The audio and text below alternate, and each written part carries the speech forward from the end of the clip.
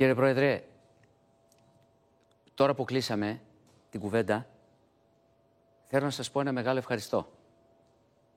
Ένα διπλό ευχαριστώ. Σας το οφείλω δημοσίως.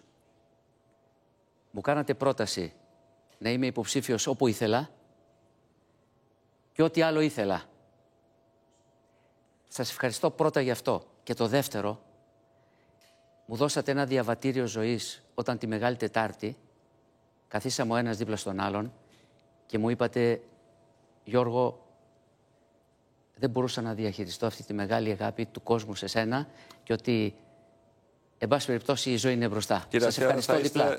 Πιστεύω, θα ήσασταν πολύ χρήσιμος στο Εθνικό Κοινοβούλιο, αλλά θα είστε ίσως ακόμα πιο χρήσιμος στο λειτουργήμα το οποίο επιτελείτε της δημοσιογραφίας, και το μόνο που μπορώ να σας ζητήσω είναι να είστε την επόμενη μέρα αυστηρός αλλά δίκαιος με την επόμενη κυβέρνηση. Και να συνεχίσετε να κάνετε τη δουλειά και να απολαμβάνετε και τις αγάπης του κόσμου, που νομίζω ότι είναι για σας η καλύτερη αναγνώριση τόσα χρόνια. Εάν σας αδικήσω ποτέ ή υπουργό, το τηλέφωνο εδώ. Και να ξέρετε κάτι άλλο.